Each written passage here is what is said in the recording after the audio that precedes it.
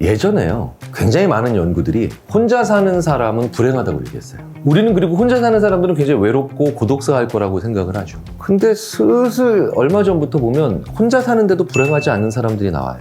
되게 저희가 당황스러웠어요. 화도 나고요. 단순히 그냥 결론을 내린다면 남편이 먼저 죽어야 부인이 행복해진다는 얘기가 있어요. 가족이 행복을 보장하는 게 아님에도 불구하고 우리는 가족이 있으면 행복할 거라고 하는 착각을 해왔던 거예요.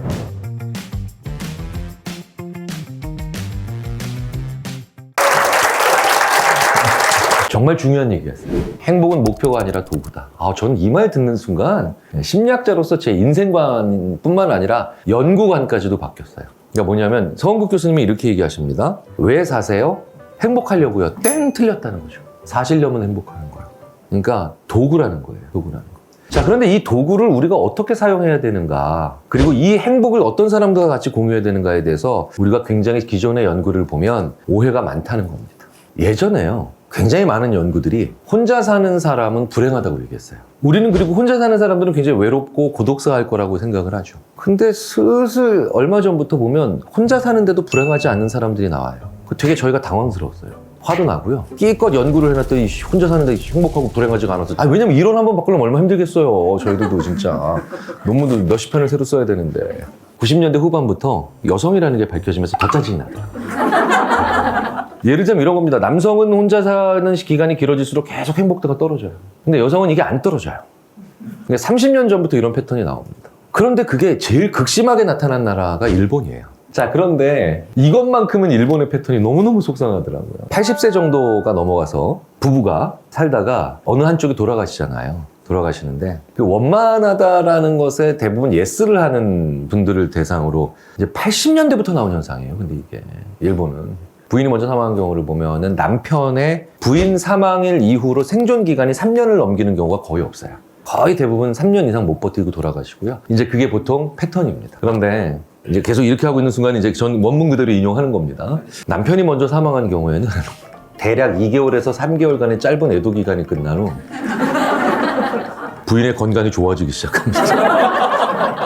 부인의 막 사회활동이 폭발적으로 증가하고요. 그리고 그 관리가 어렵다는 당뇨의 증세가 호전되는 기적이 벌어지기도 합니다. 근데 굉장히 많은 문화권에서 일어나는 현상이죠. 사실은 단순히 그냥 결론을 내린다면 남편이 먼저 죽어야 부인이 행복해진다는 얘기가 되죠. 그것들의 이유를 동합해보면요, 바로 이겁니다. 가족이 행복을 보장하는 게 아님에도 불구하고 우리는 가족이 있으면 행복할 거라고 하는 착각을 해왔던 거예요. 혼자 사시란 얘기가 절대 아니죠. 가족의 의미를 정확하게 알고 있는 사람이, 그리고 일의 의미를 정확하게 알고 있는 사람이 오래 버틸 수 있다는 거예요. 10년, 20년 이렇게 지나면서 나는 내 배우자를 보면 더욱더 가슴이 두근거리고 흥분하고 설렌다. 이런 분들이 이제 심장질환이라고 하죠. 그러니까 대부분 이러세요. 그래, 예전처럼 애정은 없지. 뭐로 산다 그러죠, 보통? 전우회래, 이거. 아니, 갑자기 전우회가 일로 와. 네네. 그래서 같이 전쟁 나갔어요. 의리 막 이런 거 많이 나오죠. 근데 아닙니다. 그 사람이 있는 곳에 지금 재난이 일어났고요. 그 사람이 연락이 안 돼요. 핸드폰은 꺼져 있어요. 다음날 날이 밝는데도 이 사람은 들어오지 않아요. 그럼 너무너무 무서워져요. 그런 걸 뭐라고 하냐면 애정이 아니라 애착이라 그래요. 내가 있는 세상에 당신도 있으시라는 얘기. 당신이 존재하는 세상에 나도 있고 싶다는 얘기예요. 굉장히 중요한 공존의 감정이에요. 이 공존의 감정이 사실은 관계를 유지하는, 특히 가족적으로 아주 깊은 관계를 유지하는 게 가장 중요한 겁니다. 그런데 왜 그런 흥분성 감정을 만들까요?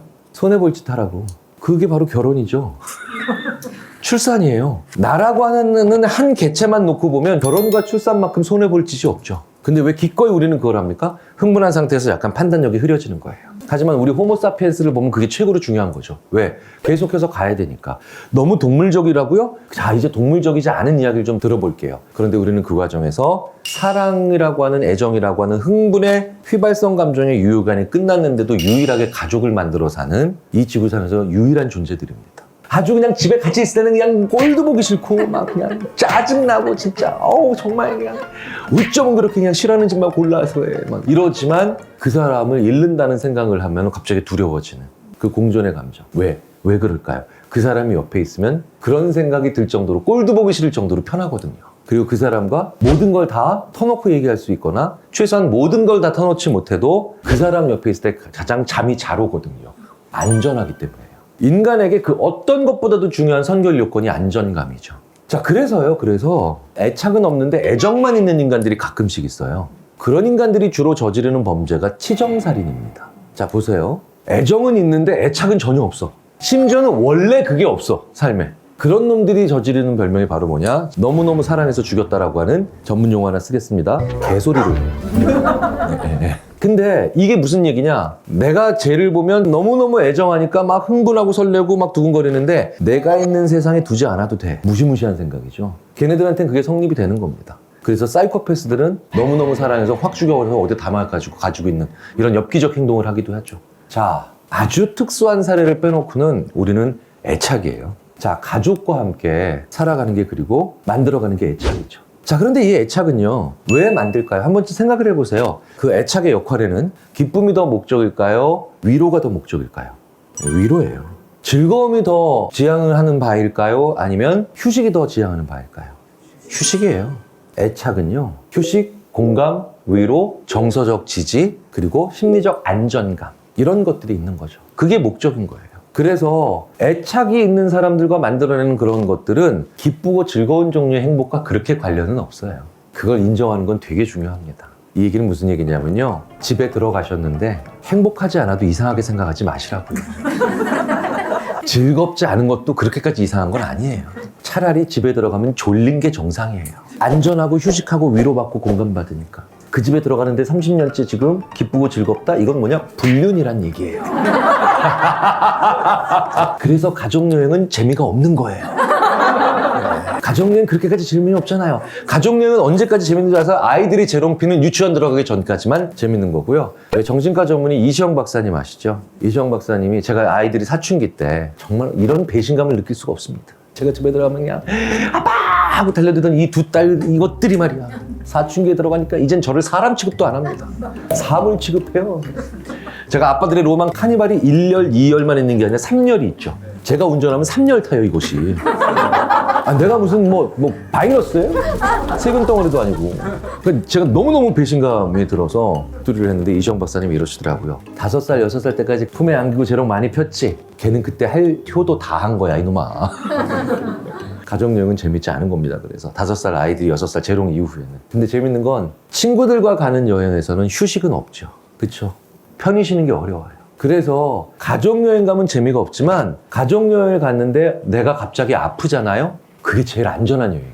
친구들과 간 여행에서 내가 갑자기 아프면 내가 민폐를 끼치는 게 되는데 가족여행을 갔는데 갑자기 내가 아프잖아요? 그러면 온 가족이 나 때문에 기꺼이 어디 가는 걸 포기하고 같이 있어주고 누구도 너 때문에 우리가 민폐 보고 있다고 얘기하지 않잖아요. 가장 안전한 겁니다. 자, 그런데 이 얘기는 뭐냐? 다시 한번 말씀드리죠. 그래서 집에 들어가서 행복을 찾지 마시라는 거예요.